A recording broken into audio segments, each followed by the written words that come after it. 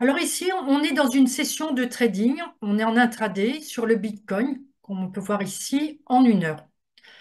Si on fait une analyse assez rapide, on voit que le marché était dans un range ici pendant pas mal de temps. Et puis enfin, il s'est décidé à faire un assez joli mouvement baissier avant de faire une correction. Et puis là, de nouveau, pas de véritable direction. Donc on est en intraday.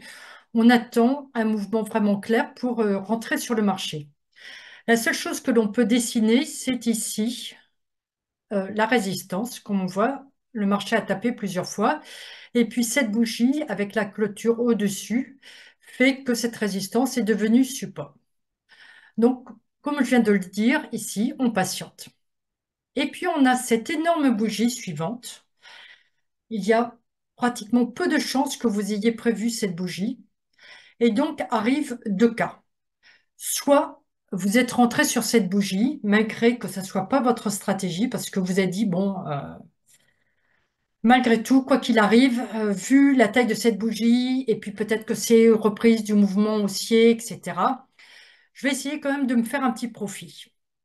Ou au contraire, eh bien, cette bougie, eh bien, elle faisait partie de votre stratégie, mais vous avez hésité parce que justement, la bougie avait déjà parcouru pas mal de distance, parce qu'il y avait eu un mouvement baissier. Il y avait pas mal de raisons, valables ou pas, mais vous n'avez pas voulu rentrer sur le marché. Alors, quoi qu'il arrive, dans ces deux cas-là, vous avez été victime de FOMO. Alors, le FOMO, c'est un terme anglais qui veut dire Fear of Missing Out. Et ça veut dire c'est la peur de rater quelque chose. Et le mot le plus important ici, c'est le mot peur. Alors la peur, ça peut être l'anxiété et ce qui vous a fait de pas, vous n'avez pas voulu rentrer sur le marché alors que c'était votre stratégie, parce que peut-être que vous avez eu des pertes avant et vous avez hésité à rentrer de nouveau et d'avoir une nouvelle perte. Ça peut être aussi l'impatience, parce que ça faisait un bout de temps, parce que c'est vrai que le marché faisait un bout de temps qu'il n'avait pas de direction claire. Du coup, au contraire, là, vous êtes rentré, même si ce n'était pas votre stratégie. Quoi qu'il arrive, vous n'avez pas tradé le marché, vous avez tradé vos émotions. Et ça va être un problème, parce que même si vous avez fait un profit cette fois-ci, il y a des chances que les prochaines fois, si vous tradez exactement de cette façon-là, vous allez être perdant. Alors, dans cette vidéo, je vais vous montrer 3 façons d'éviter le FOMO. La première façon, et ça c'est extrêmement important, il va falloir éviter de se blâmer. C'est-à-dire, si vous commencez à vous traiter d'imbécile, vous dire, mais de toute façon, je ne vais jamais arriver à réussir en trading, le trading, c'est pas fait pour moi, ça ne va pas vous aider. Vous êtes en train de vous juger et vous n'essayez pas de trouver une solution. Donc, la première chose qu'il va falloir que vous disiez, c'est que de toute façon, des opportunités, tout le monde en manque et nous-mêmes, on en manque tout le temps. Les opportunités, elles sont dans le quotidien et vous, comme vous ne pouvez pas être partout et à tout moment, eh bien, on manque plein d'opportunités et dans la vie courante, ce n'est pas grave. Donc là, au trading, c'est exactement pareil. Ce n'est pas grave d'avoir manqué ce mouvement-là. La deuxième chose, c'est de se rappeler qu'on est humain et qu'on reste faillible. On fait des erreurs et on en fera encore. Alors la différence entre les débutants et puis les traders pros, c'est que les traders pros, ils continuent à faire des erreurs, hein, bien sûr, ils restent humains. La différence, c'est qu'ils réalisent que c'était une erreur et ils vont essayer de se mettre des garde-fous pour éviter de répéter la même erreur la prochaine fois. Alors il y a aussi une troisième chose, c'est de se parler comme si vous parliez à un autre trader. Alors imaginons que ce trader avait eu peur de rentrer sur le marché. Je pense que vous ne lui diriez pas, oh ok, t'étais juste un imbécile, oublie le trading, c'est franchement pas fait pour toi. Si tu as tout le temps peur de trader, oublie.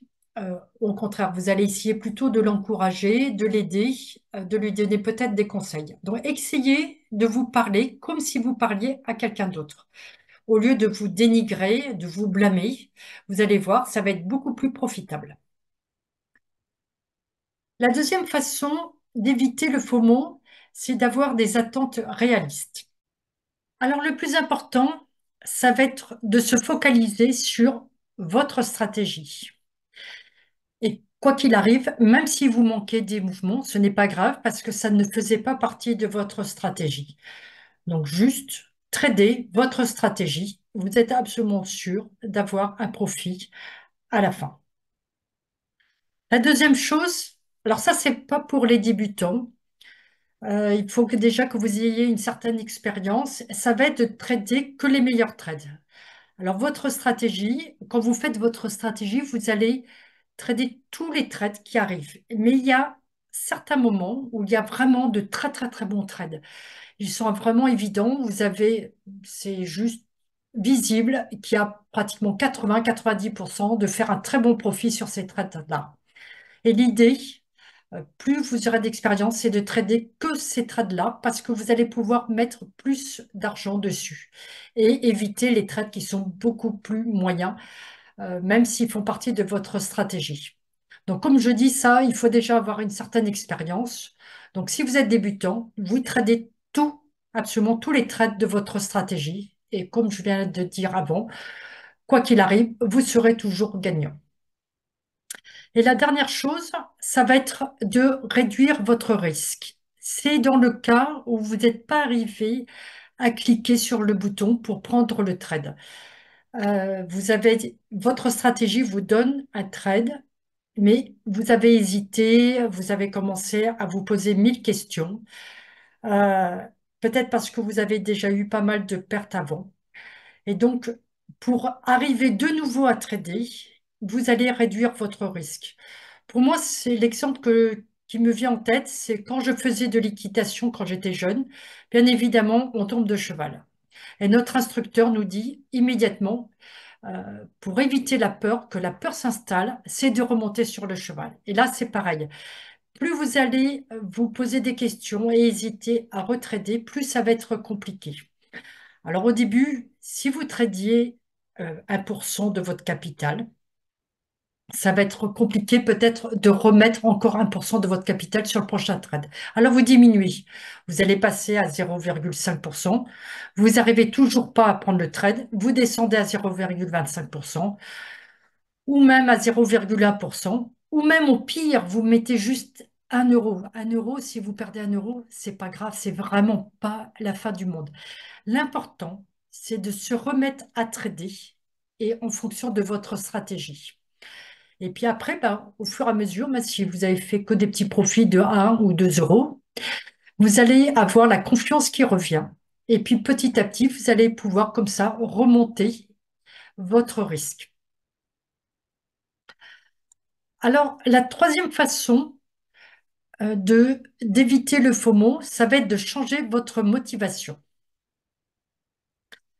Alors, j'ai lu récemment, il n'y a pas très longtemps, sur les réseaux sociaux, un post qui m'a quand même assez choqué, qui disait que votre PNL, alors le PNL, c'est tous vos profits et pertes, reflétait votre valeur en tant qu'individu. Alors, c'est terrible de dire une chose pareille, alors absolument pas. Votre PNL ne reflète pas votre façon dont vous êtes dans la vie. Vous pouvez être un excellent père de famille, un excellent cadre dans votre, si vous avez un travail, ou chef d'entreprise, ou sportif, ou quoi qu'il arrive, ou même juste être humain, même si vous êtes perdant en trading. Ça n'a aucune valeur de dire que parce que vous êtes perdant en trading, vous avez absolument raté votre vie. C'est absolument terrible de dire ça. Votre PNL est juste un reflet de votre performance. Et encore. Parce que si vous travaillez au fur et à mesure, votre travail, il ne va pas être reflété immédiatement dans votre PNL. Il va avoir toujours un petit peu de distance, hein. Comme on dit en anglais, lag. Il va avoir un décalage euh, entre le travail que vous avez fait et puis les résultats qui vont apparaître. Donc surtout, ne commencez pas à vous dire, comme on l'a vu tout à l'heure, de vous blâmer. Vous n'êtes pas un imbécile ou autre. C'est juste qu'actuellement, vous devez travailler sur votre trading, sur votre performance, peut-être sur votre discipline, etc. La deuxième chose qui est corrélée à la première, c'est de ne pas vous comparer aux autres.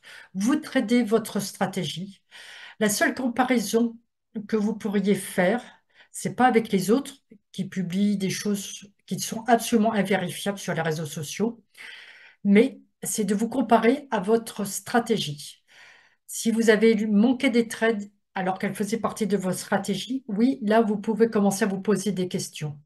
Mais vous comparez avec un trader qui poste des trades magnifiques sur Twitter, Facebook ou autre, ça n'a absolument aucune valeur. On n'a aucune façon en général de vérifier véritablement ces dires. C'était le cas là dernièrement avec le Bitcoin qui nous a fait encore un plus haut. Là, depuis que le Bitcoin redescend, tous ces traders-là sont très, très, très muets sur leur performance. Donc voilà, concentrez-vous uniquement sur vous, sur votre trading. C'est le plus important. Et la troisième chose, eh bien, ça va être d'apprécier votre progression, votre apprentissage. Plus vous allez apprendre et apprécier vos progrès, par exemple en discipline, ou que vous allez voir que vous analysez mieux le marché, que vous avez fait aussi des progrès sur votre gestion de trade, que vous prenez de meilleurs profits ou autres. Tout ça, ce sont des magnifiques résultats. Appréciez ces progrès-là. C'est vraiment ce qui est le plus important. Voilà, je vous souhaite un très bon trading. Et puis, si vous avez aimé cette vidéo, je vous invite à la liker et à vous abonner à ma chaîne. Merci.